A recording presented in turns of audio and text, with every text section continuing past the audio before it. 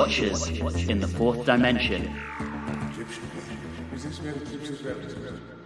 Other humans within these walls seek to kill them. Interference.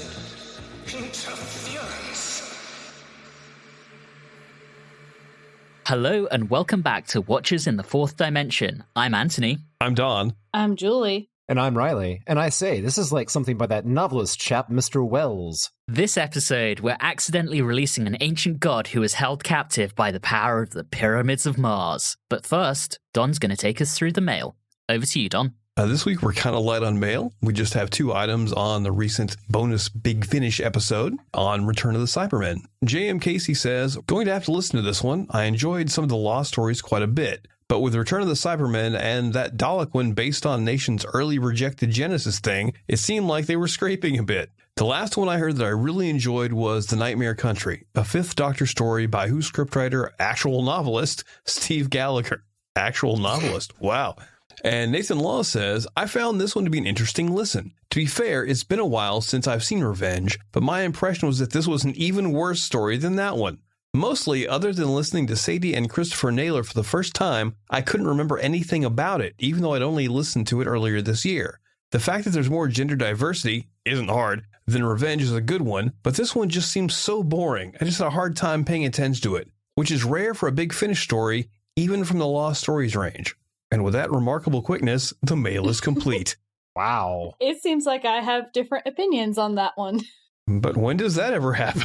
And thank you, Don. And as a reminder to our listeners, we really do love hearing all of your feedback, comments, thoughts, and questions. And as you've just heard, we read out as many of them as possible. As always, you can reach us on Facebook, Instagram, and Twitter at Watchers4D, or via email at watchers4d@gmail.com. And as always, we would dearly love to hear from you, so please do leave us a message. Taking a look behind the scenes on Pyramids of Mars, this is another one with a slightly difficult path to production. Script editor Robert Holmes was on a mission to bring in fresh talent into the writers' pool for the show's 13th season. With that in mind, he approached Louis Greifer, or possibly Griefer, but I'm going to call him Greifer, a former colleague of his from his ATV days. Aware of Greifer's interest in ancient Egyptian mythology, Holmes suggested that he develop a storyline that would combine science fiction with the tropes of mummy horror films. Greifer agreed and submitted a draft storyline at the start of July 1974. Greifer's original storyline was vastly different to what ended up on screen. In this version, the Doctor and his companion, who at the time in Greifer's original draft was not called Sarah, attended a conference on food reserves hosted at the British Museum in the present day, and it was suggested, once again, that Brigadier Lethbridge Stewart might be killed off during the story. Ooh. The Doctor's friend, Professor Fawzi, and his partner, Dr. Robertson, were there to unveil their work on a new type of grain which could flourish on the surface of the moon, thereby solving the world's hunger problems. However, the conference was soon attacked by the crocodile-like Egyptian god Sebek and his army of mummies. Sebek and his master Seth were aliens who came to Earth millennia ago intent on conquest, but were placed in suspended animation via a powerful artifact called the Eye, wielded by Horus, another of their kind. Having reawakened, Seth and Sebek now intended to replace Fawzi and Robertson's grain with a type which would result in the moon's disintegration, which in turn would have catastrophic effects on Earth. The Doctor managed to locate Seth's resting place beneath an Egyptian pyramid and was assisted by Horus and another deity, Isis, in defeating Seth and destroying the probe which carried the grain in mid-flight. Personally, I can't wait for the inevitable Big Finish version. Yes. Although he had concerns around Greifer's understanding of the show's format, Holmes met with him and they fleshed out ideas for what was tentatively titled The Pyramids of Mars. Note the definite article. Holmes suggested that the gods could be from Mars, having fled the planet after it was devastated in an intergalactic war. Holmes, however, didn't like the grain storyline and suggested that the project involve humanity terraforming Mars's surface into a habitable environment. Seth would attempt to hijack the mission, with his goal being to fire a rocket at the Great Pyramid of Mars, where his jailers still slept in suspended animation. Holmes also encouraged Greifer to establish scientific explanations for the supernatural elements of his story.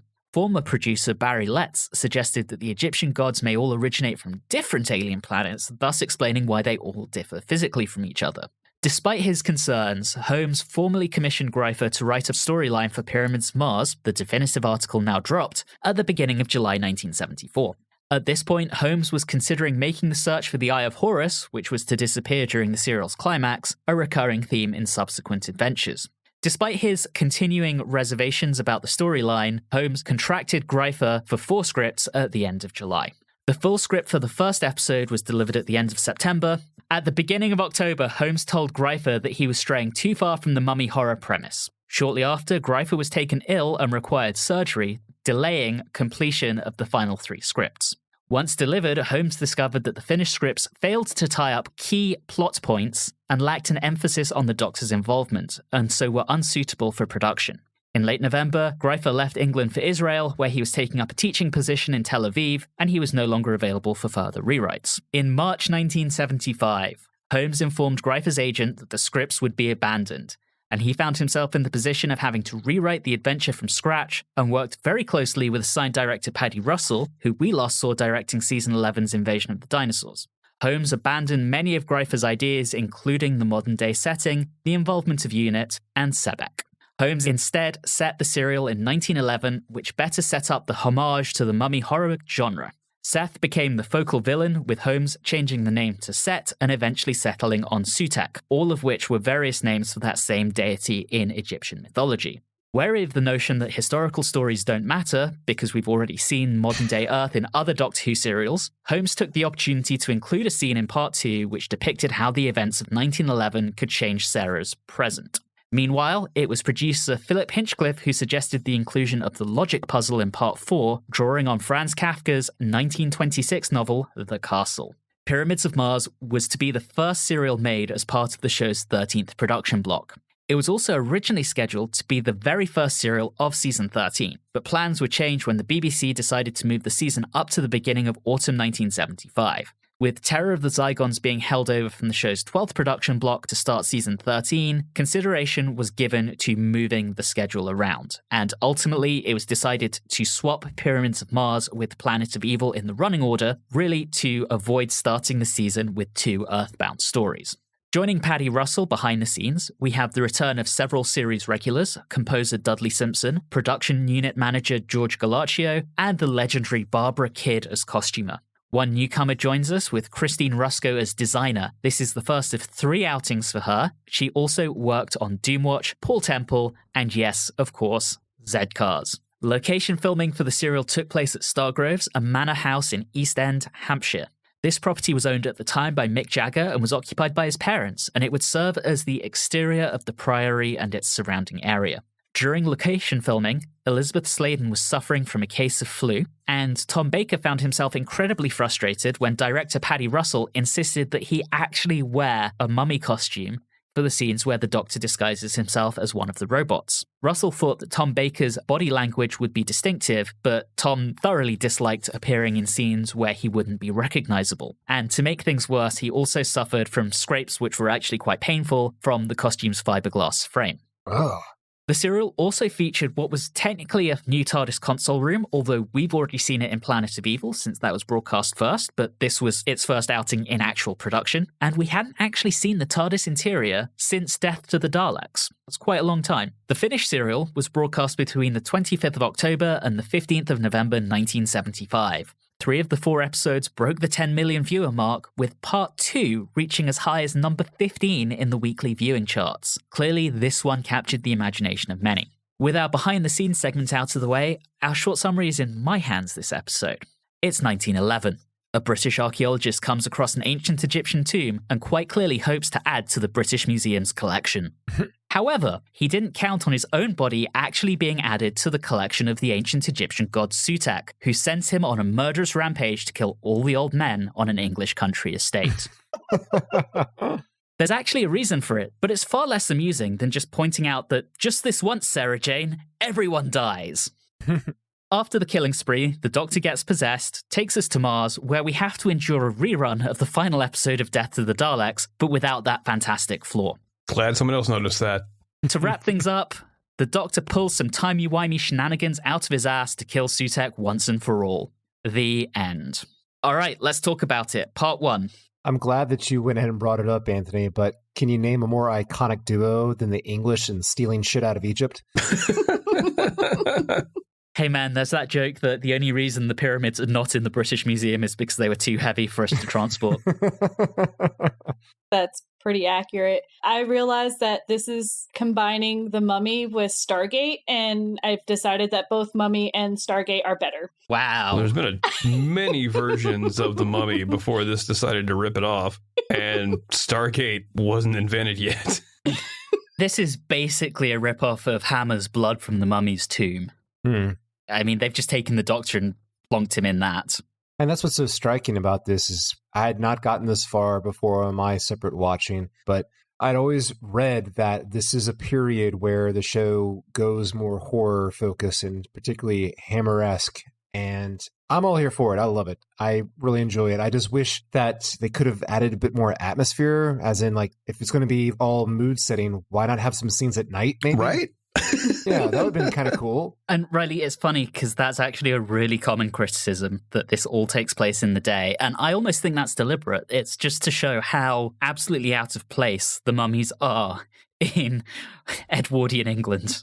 Maybe, but that doesn't go very far in setting a mood for your horror story. Come on, organ music, man. Organ music. Hey, the organ music was great. I like a bad guy that provides his own score.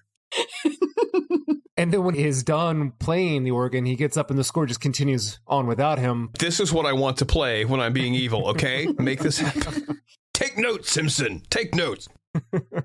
Let's talk about the opening scene in the TARDIS, because the Doctor is a moody little shit at the beginning. No, he's a moody little shit the entire time. I honestly think that he has such a dramatic shift that I just don't quite get him in this serial. It just seems so out of place to go this far in this moody direction. He was fairly moody in the second half of Planet of Evil, so it doesn't feel like a huge shift to me. He just carries on with that vibe.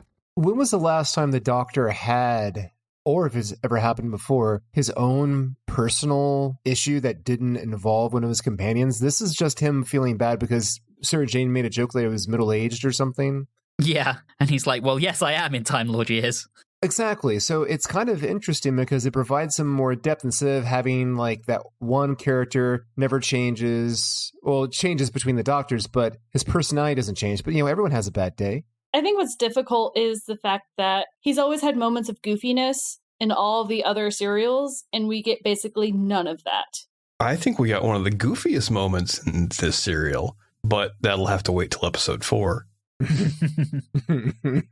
But overall, I think a lot of it, he starts out kind of moody, but when he gets there and realizes what's going on, the severity of the threat posed by Sutekh causes him to take it incredibly seriously. And that's another criticism I have. I hate this concept of this one all-powerful being who can destroy the entire universe. I don't like it. I like Sutekh, but his motivation is a little That too. If that was his motivation, his character should be different. He should be insane or completely just obsessed, but he just seems like your standard stock egotistical villain. You know, like he's on a quest for power, but that's not really what he wants. He just wants to destroy things, which that doesn't seem to be reflected in his personality. It's kind of like, I'm Sutekh the Destroyer. It's just what I do, man. Yeah. Like, pick one. If you're going to destroy things, and just do it. I don't know. I didn't really find Sutekh to be all that interesting. I liked the other villains. I liked the people who were possessed. I liked the mummies around, but Sutekh himself just did not impress me. About the mummies, could we discuss their design? I would say that it's interesting, to say the least. It's like I can't really find any other term for it other than they seem geometrically swole. Yeah, they're quite busty. Yeah, they're like Lara Croft early video game kind of graphics looking. And I don't know what they're going for. Was it to imply that there is a robot underneath this that's awkwardly shaped? That's what I get out of it. Although I do want to see them face off against the robot Yeti. Oh, yeah. Because you've got odd proportions in different places, and I think it would be hilarious. Badonkadonks versus dem titties. I mean, it seems to me like the main reason for their ample chests was mostly to kill the poacher in episode 2 or 3. The hug of death. Yeah. But we'll get back to that. Yes. We've also got another shoulder rub of death in this Yes. one. Mm-hmm. I guess that's the Tom Baker way of dying, is now, instead of getting karate chopped, it's going to be shoulder rubs? Certainly the Holmes and Hinchcliffe era, yes. In his last episode, he faces his arch nemesis, the chiropractor, and that's what causes his regeneration. Who is, of course, a Time Lord. Of course. All right, I do want to, before we move too far, of course, talk about some of the supporting characters we're introduced to in part 1, because we meet Ibrahim Namin, who is the servant of Sutek, or at least as far as he's concerned, he is, and Dr. Warlock. And I don't think we meet... Oh, no, we do meet Lawrence in part 1. So we also meet Lawrence and we meet Marcus. So we've got all of our main players here in part 1. And I've got to say, I think Namin is just wonderfully over the top. Yeah, he's awesome. Yes. I kind of love how Warlock just doesn't get it. He's always just like, are you quite okay, old chap?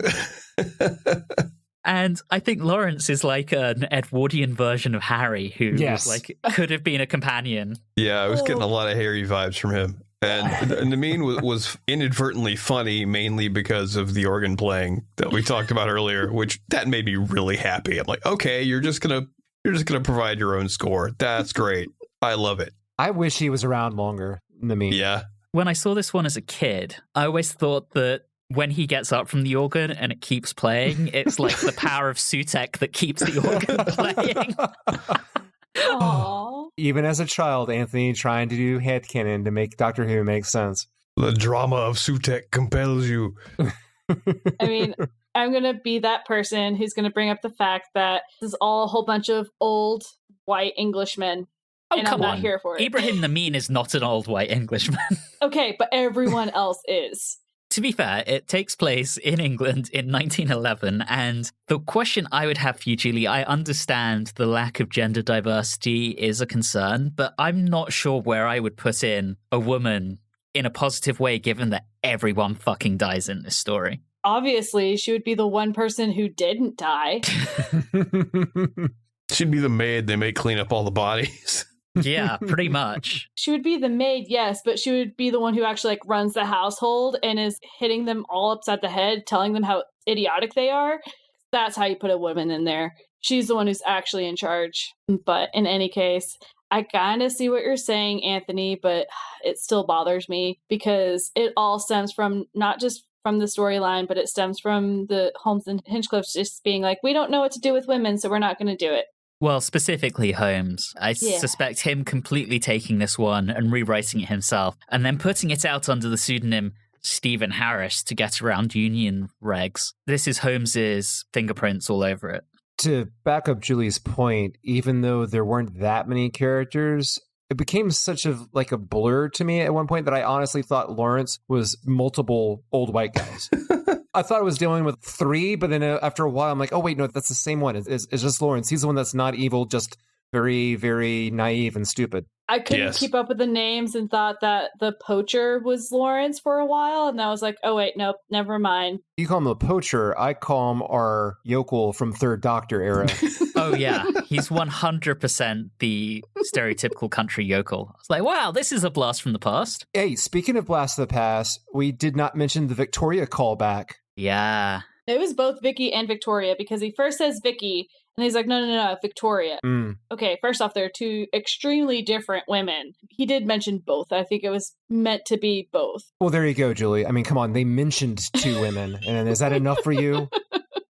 No, it's not. Can we please, as we get to the end of the episode 1, we talked about Namin's organ playing, but it sets up the sarcophagus opening, and it opens the doorway to an ABBA music video. And it is amazing. I love that colorful vortex. Oh, I do too. They do a really good job with that. I don't know about you, Don, I thought the CSO was used well. I was happy with the CSO up until episode 4. Yeah. Yep. I love the ending of this. Get the figure all in black in robes coming down the tunnel, and as he walks, the ground smokes, and Ibrahim basically says, I'm the servant of Sutek, and he says, I'm the servant of Sutek. He needs no other, and gives him the shoulder rub of death. The smoking shoulder rub of death. And the smoke was a great effect. I thought that looked great. And then you have the Dr. Sarah and Lawrence looking on from the doorway in absolute terror, and that's our cliffhanger, and it was so cool. Yes. It gives you the impression that there are some stakes and that our heroes are kind of a bit scared of this. I will say, I really did like the cliffhanger in the end of part 1. I really liked it. And before that, you have the Doctor saying, if I'm right, the world is facing the greatest peril in its history. Shit's bad, yo. There's no flippancy. There's no nonsense. Even the Doctor's worried. It's not good. Part 2. I believe it's here that we got our background information, our explanation of who Sutek is and what's happening. At this point, I realized, why wasn't Eric Von Däniken given like a co-writer credit for this? Because it seems it's right down that aisle there. It had to have been an influence. I have to say one thing, though, and sorry, it might be a different topic, but throughout this, there are different times when people either die or they get hurt or injured or something, and sometimes that acting is really not all that good. I'm just going to throw that out there. I'm not particularly thrilled when the Doctor activates the sarcophagus thing, and he does this like weird shaking, falls over and all that. Not my favorite. It's kind of a rollover from the death acting in Plane of Evil. Just a little bit, yeah. It's not as bad, but it's still not where I'd like it to be. I do love the acting on Marcus, though. I think someone who's possessed but still has some vague idea of who he is at times, he's wonderfully creepy, particularly when you combine it with the makeup. And oh, that makeup. Some of his turns of phrase, like when he's talking to Dr. Warlock and he's like, I came to find the other Scarman. It's so weird and something no one would actually say, except for someone who's been possessed by an ancient Egyptian god. It's just incredible cheekbones. He just has that I am the bad guy in a Hammer-esque horror movie look to him. It's perfect casting. What I loved, though, and one of my favorite actings is from our country yokel, when he's running in the woods and he hits that invisible wall. I actually thought, while it was funny, they did a good job of doing that invisible wall. They did. I really enjoyed some of those shots. It's well established and it's never forgotten. I feel like at times the show in other serials has set up certain things and then just conveniently ignored it. Whereas as long as it stands until the Doctor deactivates it, it's a thing that is consistently there. Oh, and another thing is that especially a lot of the shots in the woods, there's a lot of interesting close-ups. There's some perspective shots that I think were really well done. So Patty Russell, again, thank you so much. Our lady director is great. I agree with you on the shots. I feel like maybe this was an issue with the script. I felt like we spent too much time in our little chase sequences in the woods. Maybe that could have been cut back a little bit. I'm glad that Patty Russell made it visually interesting, but after a while, I'm like, all right, come on, just kill him. Come on, mummies, catch up with him and kill him. The original VHS release of this was a 90-minute omnibus version, so they took out all the cliffhangers and the episode title sequences and so on, and condensed it down a little bit, and it does, I think, flow a little bit better. It cuts out some of that. I can see that happening. I think that would work quite well. That's fair. It could have been a little bit much, but I thought it was well done. I want to talk about Sarah Jane effectively being the audience surrogate again here. For the first time in a while, we have a companion who's like, wait, so we have mummies building a rocket. This is ridiculous. Yes. It's been a while since we've had that kind of lens, and I think it's fantastic. And then she's like, look, I'm from 1980. Why don't we just leave? I'm from the future. We know the world doesn't end here. And I think that's really cool that Holmes decided to actually tackle that head on. Agreed. I like that it's tackled, but then it always makes me question of how exactly time works in Doctor Who. No, don't do it. Let's not go there. We'll be here all night. It would be funny if they had gone back and everything was the same. The Doctor's like, I didn't have to do all this stuff. I could have just left. And then the series ends. But in that scene, I love Lawrence's reaction to walking into the TARDIS. It is wonderful, and it's one of the few times that we actually see the Doctor cheer up because he has such clear joy at that reaction. scientists with another scientist who are just really excited about the science things they're doing. Nerds. I love it. Oh, I did want to make one comment on the music. I love Dutters, but I do think that I think he was using a vibroslap, and I think he might have gone a little bit too crazy with it. Oh, wow. So that's interesting because I was going to nominate the chasing down of the yokel music, that creepy wailing music. That I was going to nominate for best use of music. I call it the chasing down the yokel theme. You said like a kind of wailing thing. I'm talking about the rattle thing, which is a vibroslap. No. Yeah, no. That rattle stuff is a vibroslap, I believe. Okay. I think it was effective, but I think it could have been a lot more effective if it was used a bit more sparingly. So I'll agree with you on that. No, sorry, Reilly. I was not referring to the chasing down the yokel theme. It was at that point where it truly did become a horror genre type serial. Mummies could have been at night, but that would have been more expensive to shoot. But, you have your horror theme and someone's getting chased down by a monster. I mean, just classic. You can't really go wrong with that combination. Nope. Ooh, another interesting thing from a directorial perspective was when Marcus got shot and then healed himself. Yeah. Oh, I loved that. That was actually really cool. Yeah. What I love about Patty Russell, she does interesting things with her direction. She pushes the boundary, I think, of what she can do, and that's great. I wonder if that shot was accomplished by reversing the film, but having the actor move in reverse, and then they moved it forward, maybe. I know that's something that Lynch did to handle things like that would go in reverse order. I think that's what they did. Maybe they had the actor move backwards like they were walking forwards and then have the explosion. But I guess it would just be easier just to reverse it by itself and then have them move forward. Anyway. Yeah, Julie just mentioned Patty Russell doing great things, and that's one of the reasons I actually think The Massacre from season 3 would probably be much better if it existed, because she directed it, and we weren't big fans of watching that. But I think if we could see what she did with it, we would probably give it a little bit of an upgrade. But anyway, I'm digressing here. As we get to the end of the episode, we have the mummies crushing the poacher. Which was so weird. I don't know how you could actually die from that. Yeah. I also don't know how he actually allowed himself to be put in that position, but that's neither here nor there. Don't judge people's kinks, man. Yeah. And we end the episode with that scene in the lodge where they turn on the Marconi scope to try and block the signal from Sutek to Marcus. Lawrence tries to stop it because he's a fucking idiot.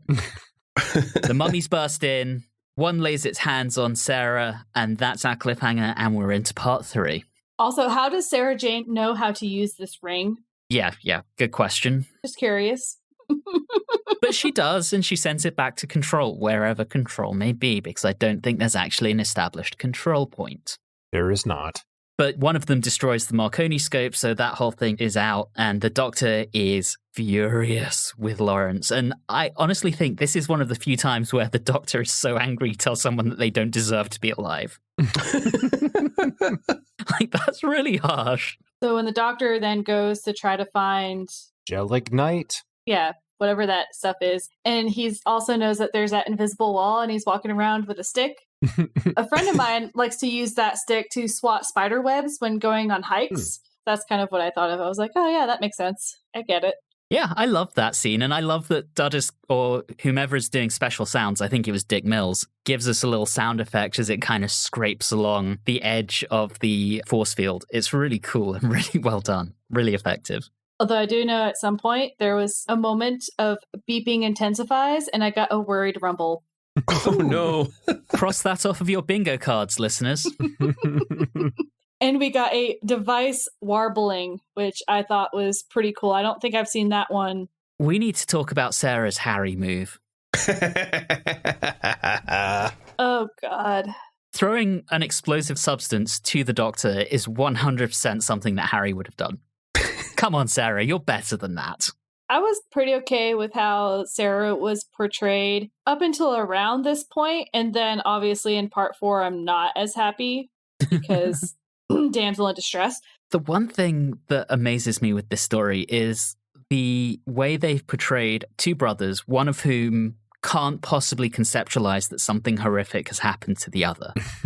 Lawrence is so convinced that Marcus is in there somewhere, and that's why he doesn't want him harmed in the cliffhanger for part 2, and that's why he still tries to snap him out of it here, despite everything the Doctor told him. And it almost feels like he is just getting through to Marcus, and then Marcus kills Lawrence. It is brutal, it's tragic, and I think it leads to what is one of my favorite Sarah moments in this, where she is full of compassion for Lawrence after he's died. She is so upset at that one death. And then the flip side of that is the Doctor has that fantastically alien detachment where he puts that one death into the context against the potential death toll and has that reaction of, we don't have the time to grieve Lawrence just now. I really like that whole concept. Agreed. And also he not only puts it in perspective of the potential loss of life, but in perspective of the 4 other people that have died just in this serial. And then we have the Doctor putting on a mummy costume. Oh, poor Tom. I still can't believe they made Tom wear that. So I have mixed opinions on this, and it might be a soapbox that I don't really need to be on. I don't know. But one of the reasons why I didn't want to do it was just because, okay, you can't see my face, so it doesn't matter. And that's come up time and time again. I definitely know that Pedro Pascal has had that from The Mandalorian and everything.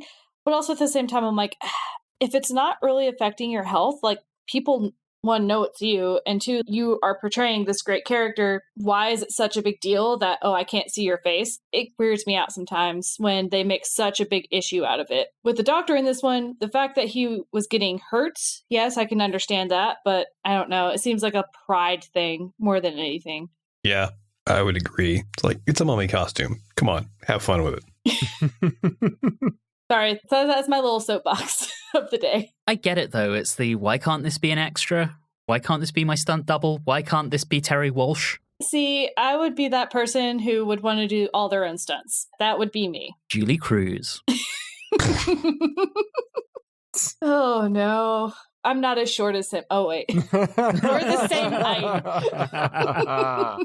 But I love where the plot kind of goes with this, how the Doctor mingles with the mummies, lays down the gelignite. Sarah gets her marksman moment, which I'm half like, wait, where did you learn to fire a rifle? But equally, I'm like, actually, firing a rifle is the kind of badass thing that Sarah probably can do and doesn't really need an explanation. Yeah, she's being a badass. Like, don't question it. Let the woman do her thing. Then we have Sutekh holding back the explosion. Which, when they said... about when the Doctor said, I've got to get to him and break his concentration, I was really expecting him to do like his Looney Tunes act from Robot when he came into the house. Look at me, look at me. What are you thinking about? What are you thinking about? Just something like that. But no, that would have been lighthearted. Hello, Sutekh, I'm a spy. Yeah, exactly. But we get episode 4 instead, which... Yeah. The cliffhanger to part 3. We get the Doctor having gone through the sarcophagus, bumbles into Sutekh's tomb, gets zapped with Sutekh's glowing eyes, and we get that close-up on the eyes, and that's our cliffhanger. And that takes us into part 4. I do like some of the conversation. Well, I say conversation. It's more of a one-sided Sutekh saying a bunch of things. I like some of it. I think it might have gone on a little bit too long, but I did like the, in my presence, you are an ant.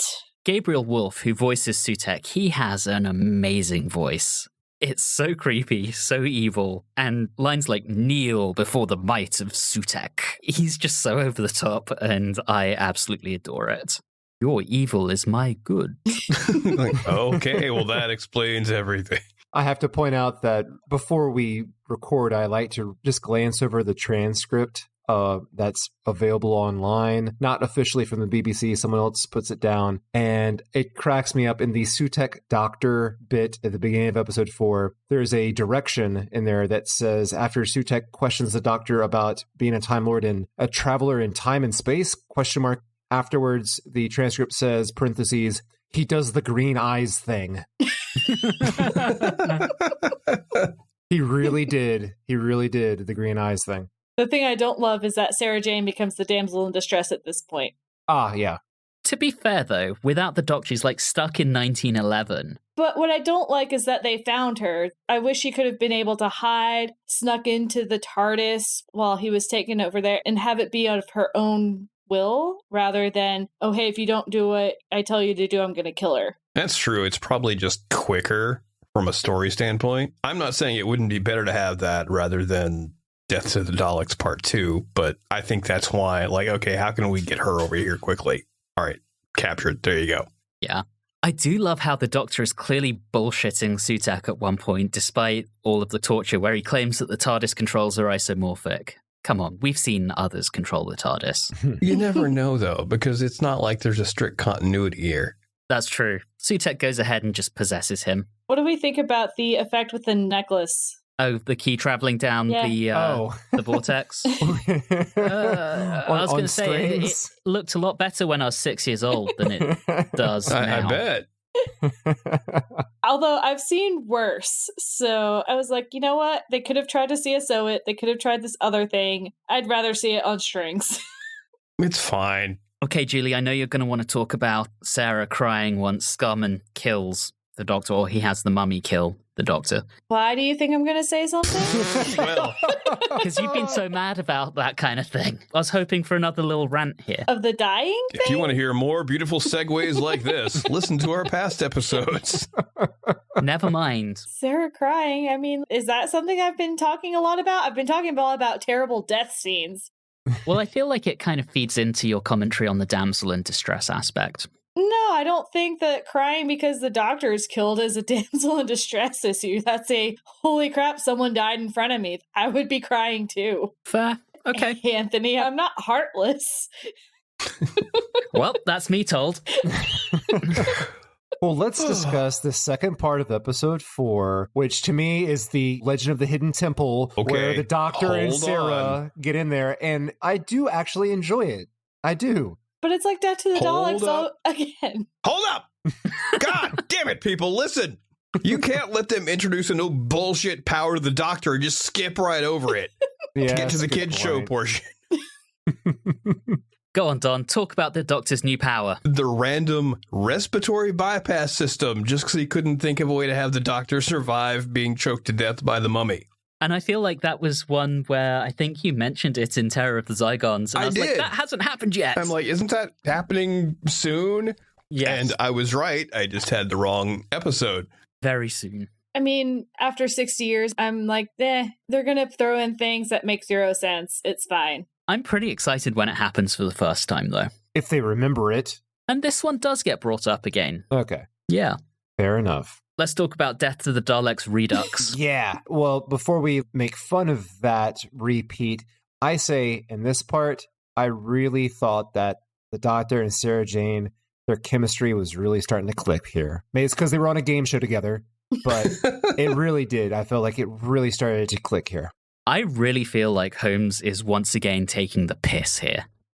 Maybe. There's that moment where the Doctor and Sarah catch up, realize they've caught up, turn around and leave. Oh, I love that Yeah, bit. the Marx Brothers joke. Oh, that's so good. It's so good, but it doesn't fit the tone they've been setting up this whole serial. And then Sarah even says that she's reminded of the city of the Exelons, and I'm sitting there thinking, yeah, Holmes is taking the piss. Did they cut out where she winked at the camera after saying it? We even get a shapes on the wall puzzle, which Hinchcliffe suggested based on Kafka, but I don't buy that. I think Hinchcliffe suggested it based on Death to the fucking Daleks. I do not disagree with you at all. That was it. That was my line. Well, they go from that, and then they do their own version of the Riddle of the Sphinx. Yep. She's caught in that little tube where you catch the $100 bills that are blown up in the air. The tube of silence. Or you get slimed. Or you get slimed in there, true. And then when we get to the room of the Eye of Horus, that was wonderfully trippy with the use of CSO. Oh, I disagree. No? Okay. There was just too much of it, and it was always the same pattern.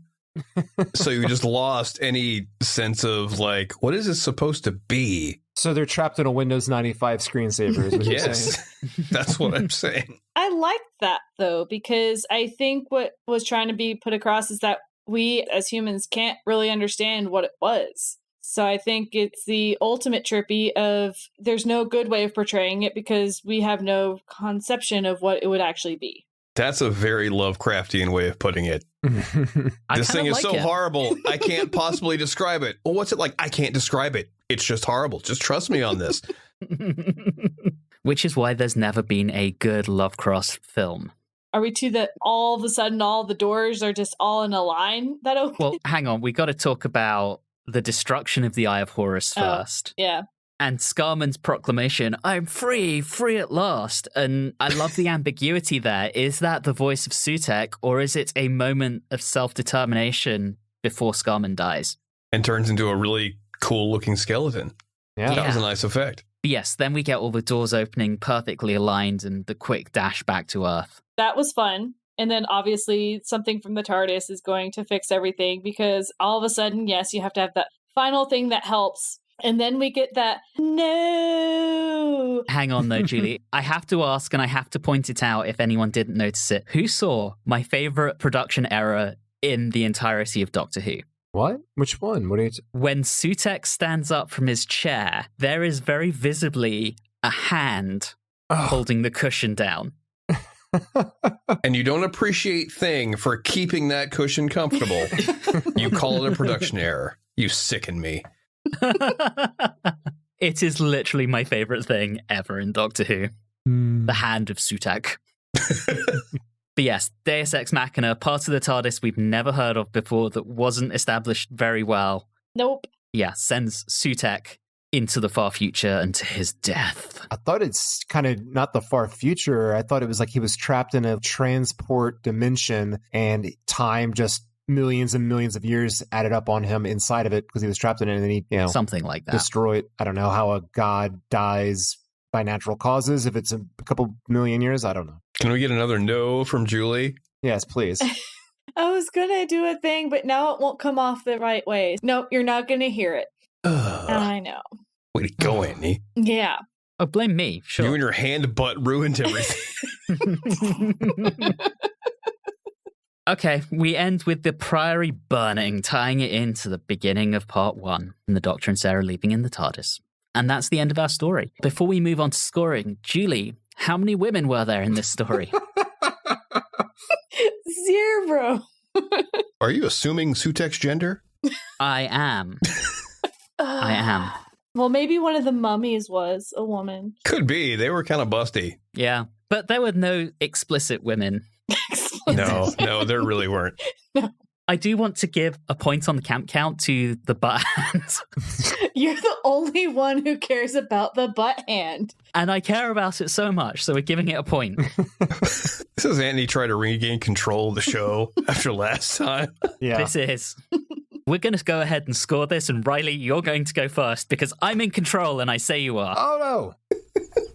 I enjoyed the move into horror, the pace, the premise. Like I said before, I really could have enjoyed it more if there was more mood setting. Give me some lit candles at night, cobwebs, something. The chemistry between the Doctor and Sarah Jane, I think, is really coming in right now, and I look forward to it growing. And overall, this was fun. I enjoyed it. It's not as strong as some of my favorites, but I hope going into the future that this will be our new base level of quality and we don't dip below it. If so, I think we're on a great path for the show. But we'll see. So I'm going to give it 8 out of 10 detonation heads. Okay. Don, let's do you next.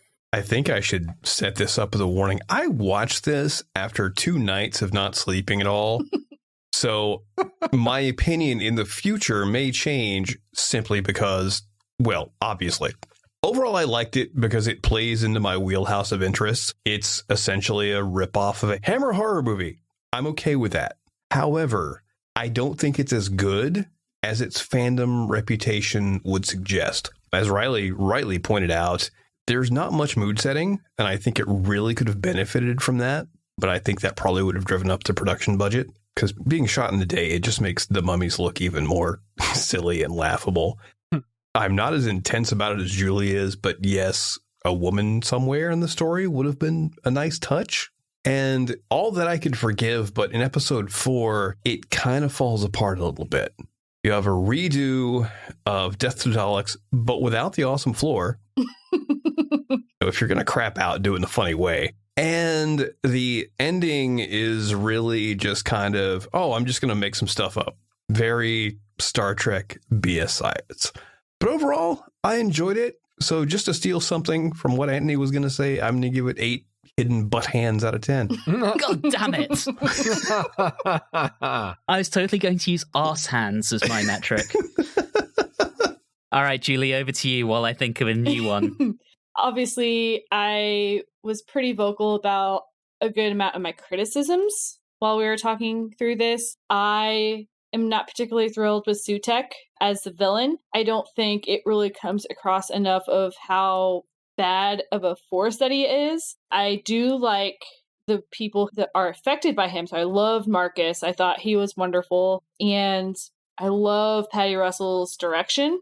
So I'm very happy with how all of that went down. But I have some issues with some of the music. There's just some things overdone by Dutters, but it's not like stuff in the past. So I can't judge him too harshly on it. And I am probably going to go with 6.5 busty mummies out of 10. Before I go ahead and give my rundown on my score, what I will say is on the Doctor Who magazine Mighty 200 poll, Oh no. Pyramids of Mars came as the 7th best Doctor Who story of all time. No. And on the 50th anniversary poll 5 years later, it was 8th. Wow. Incorrect. False.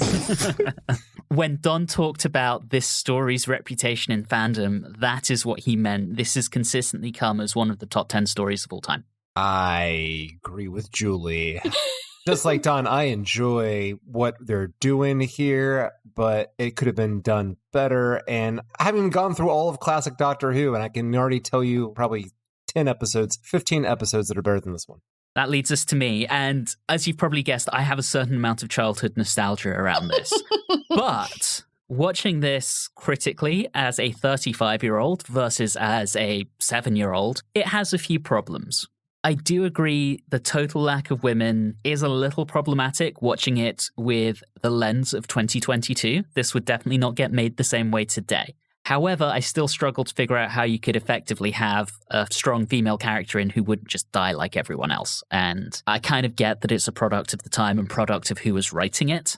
I do think part 4 was kind of rushed, but there is so much else I like here, and I do really like Sutek, and I thoroughly disagree with Julie on that. I think Sutek is fantastic, and I adore the voice of Gabriel Wolfe and his little turns of phrases calling people playthings of Sutek and things like that. I adore him. See, he's all talk. That's all I got out of it, and that's not enough for me. I also love the supporting characters. We've rightly given props to Marcus. I think Lawrence is fantastic. I adore our Edwardian Harry Sullivan. I think Dr. Warlock is fantastic too. And I love how over-the-top Ibrahim Namin is. I wanted more of him, and it's kind of a shame that he died at the end of part 1. I think the mummy design is a little bit clunky, but they're still very, very fun. And like Don and Reilly, I kind of really enjoy the gothic horror setting. So I'm going to give this a little more because of my childhood nostalgia.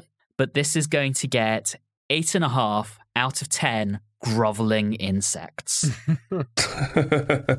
which gives us a story average of 7.75, which I think makes it the 4th highest scoring of the Tom Baker era so far, behind Ark in Space, Genesis of the Daleks, and Terror of the Zygons. So a decent showing, despite Julie's low rating. And where is it overall for us? Is it number 7 or 8? Is it number 7 or 8? Sorry, Don. I'm trying to kill you with my mind. I want you to know that. Don is not Sutek. Reilly, this is joint 28th. Yeah, wow, okay, yeah. That's what I'm talking about. There are a fair number that come higher than this. This is tied with The Daleks, Spearhead from Space, and Day of the Daleks. That's fair. That brings us to the end of the episode. We will be back next time round when we head to Contemporary Earth, or do we, as we prepare to fight off the android invasion. But in the meantime, thank you so very much for listening, and as always, have a good one.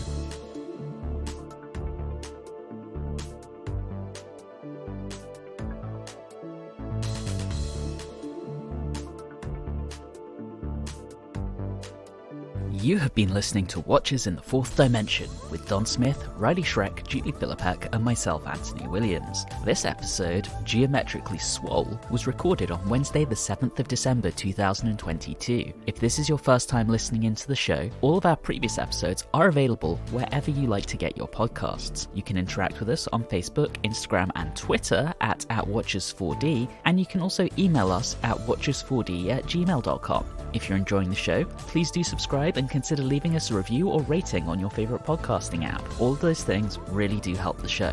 And always remember, Julie really isn't afraid to fly in the face of popular fan opinion and take down the classics.